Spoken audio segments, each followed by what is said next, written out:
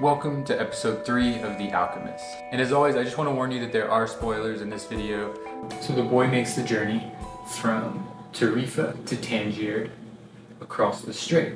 Immediately upon arriving, he thinks he is in the presence of infidels. The boy is baffled and confused at how strange he perceives Africa. And so he begins this process of making it more dangerous than it really is. In just a few hours, he had seen men walking hand in hand, women with their faces covered, and priests that climbed to the top of towers and chanted. As everyone about him went to their knees and placed their foreheads on the ground, a practice of infidels, he said to himself. So since he's arrived in Tangiers, culture shock has overwhelmed him, and he is letting that fear and anxiety dictate his thoughts. Instead of seeing these new customs as novel and interesting, he immediately creates an us versus them attitude. And it's fear that's driving his prejudice and his judgmental attitude upon arrival. Immediately, the infidels had an evil look about them. He also gets concerned that right away he's made just a grave error, a grave mistake.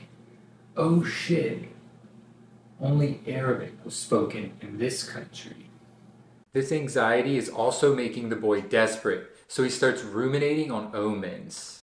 So Santiago goes into a bar and he's pretty quickly approached by someone who speaks to him in Spanish. This is something that's comforting to him. He believes this is an omen, but it's not. It's a misguided belief because of his distress. And it's going to allow him to be easily tricked because of how dangerous and how much of a threat he perceives his situation to be. How come you speak Spanish? He asked. Almost everyone here speaks Spanish. We're only 2 hours from Spain. Sit down, let me treat you to something, said the boy, and ask for a glass of wine for me. I hate this tea. So the boy is trying to treat this young man to something in order to buy his companionship and friendship. And now he's already back to disliking the tea again. Even after this other young man tells him that everyone here speaks Spanish just about, he still sort of implores him to ask for wine for him. It's like, you can just do it yourself. What happens here is the young man that approached Santiago is somewhat charming, offers to be Santiago's guide. But Santiago is so afraid, he's so concerned about the other people, these so-called infidels, that he's being tricked. He doesn't listen to the bar owner who tries to stop Santiago from leaving with this other guy. And he allows himself to be convinced by this thief that the bar owner wanted all his money. He wanted your money, he said. The boy trusted his new friend. It helped him out in a dangerous situation. He took out his money and counted it. So this is an obvious mistake. He's being duped. And so because they both are able to speak Spanish, because they're able to communicate, once again, that emphasis on language, the boy wants this possible thief to lead him to Egypt. And he remembers what the king had said about offering things you don't have yet. So Santiago is just completely willing to hand over his money. So they begin walking the streets of Tangier, and they reach a plaza, and there's a market, and they're surrounded by people, and there's vendors and there's stalls. And the boy is trying to keep an eye on this newcomer. Suddenly, there in the midst of all that confusion, he saw the most beautiful sword he had ever seen. The scabbard was embossed in silver, and the handle was black and encrusted with precious stones. The boy promised himself that when he returned from Egypt, he would buy that sword. When he looks back up, this newcomer, with all his money, has disappeared. Keep in mind that the boy was tempted to look at this lavish, ornate item because of its beauty. And so he lost sight of the young man who was holding on to all of his money, which is what he needed to pay attention to. So he was tempted from what really mattered. So this obsession with wealth can cause you to lose sight of reality and what really matters. He was unable to communicate with the bar owner, who it turns out was trying to help him. But that led to confusion. He trusted the person that he was able to communicate with. And that's really important. One of the features that the boy had noticed about the world was his ability to communicate with his flock of sheep. And had he known anything about how deep the language of the world is and how everything's interconnected, he would have been able to unravel this situation, to see what was happening, to see that he was being tricked. After he loses all his money, a sense of pity sets in, and he starts crying in the marketplace. He wept because God was unfair, and because this was the way God repaid those who believed in their dreams. But his immediate reaction here is to blame God. He's not really taking responsibility. He did make a mistake. He put his faith in the wrong people, and he suffered misfortune because of it. And I'm going to hold on to what little I have, because I'm too insignificant to conquer the world. And then when he's in the marketplace, the stones that he had received from the king fall through a hole. But once he grabs the stones, he feels confident again. There's a drastic change in his mindset. This wasn't a strange place. It was a new one.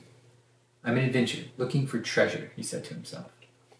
He changes his mindset, and he overcomes some of his fear, and he's suddenly able to cope with this situation much better. And ultimately his goal was to journey. So instead of thinking of himself as being taken advantage of, he thinks of himself now as an adventurer. So he falls asleep in the marketplace and he's woken by a candy merchant. Santiago speaks Spanish, this candy merchant speaks Arabic. And yet they sort of begin to develop friendship. And Santiago notices they understood somehow perfectly well one another. And this is important because this is something that he missed earlier. He was afraid of everyone, so he just only listened to the person who spoke Spanish. He went with a very complacent or comfortable decision. He didn't seek to figure out what the bar owner was trying to insinuate, and because of that he was easily convinced that the bar owner was a thief, when in fact he had just met the thief. So as soon as his mindset changes, he has a very positive interaction, and once again he's confident and encouraged to keep going. And now I do want to make a remark here about the crystal merchant. And what's to follow, I'm going to make the argument that there's a distinction between wanting to realize your dreams and committing yourself to the belief that you don't want to realize your dreams. The boy very much wants to realize his dreams. The crystal merchant doesn't. Not everyone can see his dreams come true in the same way. And it's very possible that this is just another interpretation that the crystal merchant is doing everything correctly. That he just wants his dreams to be very specific and done differently than the boy. But I am going to make the argument coming up that he has committed himself to this belief because he no longer believes he can achieve his dreams. So he started this process of telling himself things that aren't true so he feels comfortable with the life that he lives. And the boy meets up with the crystal merchant immediately after leaving the marketplace.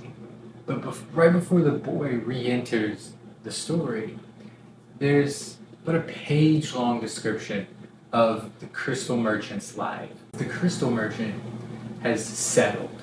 He's given in to complacency. He had lived 30 years of his life buying and selling crystal pieces, and now it was too late to do anything else. But if you remember what the king told the boy earlier, when the boy asked, "What's the world's greatest lie?" the king said, "It's this. That at a certain point in our lives, we lose control of what's happening to us, and our lives become controlled by fate. That's the world's greatest lie." So, from the onset, we know that the crystal merchant has convinced himself of the world's greatest lie. The boy asks to clean some of the merchant's windows in exchange for food. The merchant basically says nothing, so the boy cleans them. And after he finishes cleaning the windows, they go eat lunch. And now suddenly the merchant feels guilty for what he's done. "You didn't have to do any cleaning," he said. "The Quran requires me to feed a hungry person." "Well then, why did you let me do it?" the boy asked. "Because the crystal was dirty, and both you and I needed to cleanse our minds of negative thoughts." He had this negative thought that the boy wasn't going to buy anything. He doesn't need to be around here. He just wants a handout. I think the point here is that he felt like this because he has set the process of lying to himself. Because he had a surge of unpleasant thoughts about the boy being poor, and he didn't even want to hire him.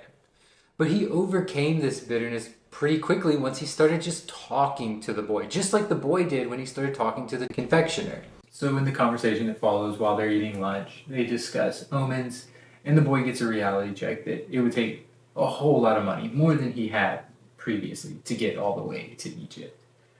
And after the boy gets this reality check, He sat there, staring blankly through the door of the cafe, wishing that he had died and that everything would end forever at that moment. So the boy's been working for the crystal merchant for a month, and then the boy proposes a new idea.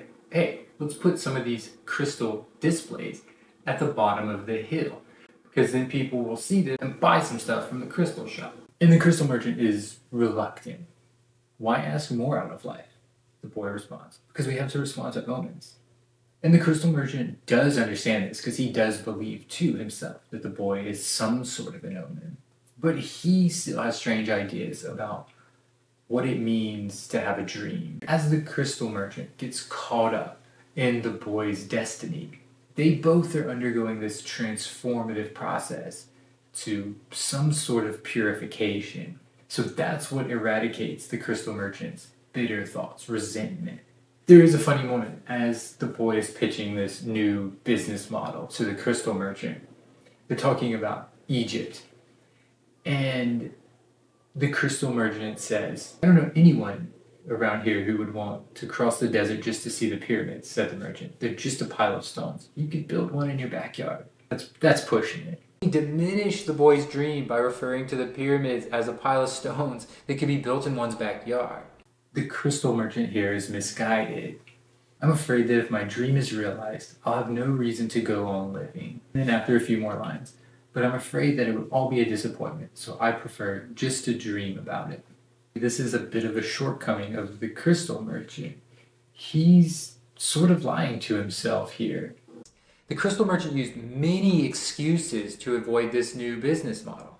But nonetheless, he agrees with the boy's proposition to set this crystal display at the bottom of the hill. And I think all of this could have served to stifle the boy's dream, but luckily, as I said earlier, the boy's dream was stronger, and the crystal merchant became inundated in this powerful flood of destiny. So 2 more months pass. The crystal shop's doing better than it was previously, and the boy is realizing that now it's not going to take near as much money to make his way back home and just buy some sheep. And keep in mind here that at this point in the story, the boy has given up on his dream, and he intends to take all this money that he's making and just go home. But think about it. The boy has a destiny, and this river of his destiny is just flowing. So why is he making all this money? Well, because in some way he's still working towards his dream, even though he doesn't believe it himself. He's making this money so that he can eventually buy passage to Egypt. He's sort of caught up in it even without realizing it. So then the boy has another proposition, like, hey, and the crystal merchant's just like, not again. And the boy proposes putting at the top of the hill a tea stand so that they can sell tea out of their crystal wares. And then once again, people were like, this is awesome. And then run over to the crystal shop to buy some stuff. When the boy wanted to sell tea in these crystal wares, the crystal merchant resisted again, basically saying he doesn't want to change. And we see soon after that the boy has revealed how complacent the crystal merchant had become. As soon as the boy proposes this, the crystal merchant goes into a little speech. And he says, because I know the things I should be able to accomplish, and I don't want to do so. It's good I refrain from saying anything to the baker in Tarifa, thought the boy to himself. So in some sense, the boy has revealed to the crystal merchant his own shortcomings. And he's revealed to the crystal merchant how he himself had hid his desires of a dream beneath mountains of excuses. The excuses we heard as he resisted the omens. And now the crystal merchant is ashamed because now he knows what he could have achieved had he tried harder. I don't want anything else in life, but you were forcing me to look at wealth and at horizons I have never known. Now that I have seen them, and now that I see how immense my possibilities are, I'm going to feel worse than I did before you arrived. So this is why he's suppressed it. He doesn't want these things. There's another interpretation here, is that this is how he should live his life. But I think the point is somewhat clear that he's succumbed to the world's greatest lie. And I think that's one of the reasons the boy feels somewhat guilty here, because his mere presence has forced the crystal merchant to confront old ideas that he has long ago suppressed. As expected, The boy's idea about putting tea at the top of the hill works because once again, the universe is conspiring to help him reach his destiny. And he needs money so he can get passage to Egypt. But once again, he still thinks that he's going to just take this money, abandon his dream, and go return to Spain and buy sheep. A few more months pass, and the crystal merchant's business continues to draw increasing funds from these new business models. But once the boy saves up enough money, he's ready to leave, and he asks the crystal merchant for his blessing. Because the crystal merchant has helped him. By spending time with the crystal merchant, the boy learns many things, such as the Arabic language. He also learns more about reading omens, and through patient hard work, he learned crucial lessons that will later on help him to further realize his dream. And the crystal merchant says something very interesting. "I'm proud of you," he said. "You have brought a new feeling into my crystal shop, but you know that I'm not going to Mecca, just as you know that you're not going to buy your sheep." So I think the crystal merchant recognizes what's going on here. This destiny, the boy's so caught up in his destiny, even though in his mind he's sort of shunned the belief, the crystal merchant sees it for what it is. So as the boy leaves the crystal merchant, he is ready to return home to Spain, buy a sheep. But then he has this change in mindset. Yet the boy felt there was another way to regard his situation. He was actually 2 hours closer to his treasure. He's 2 hours closer. This change of mindset once again encourages and inspires him to continue on. As always, thanks for watching. Have a good one, and I'll see you on the next video.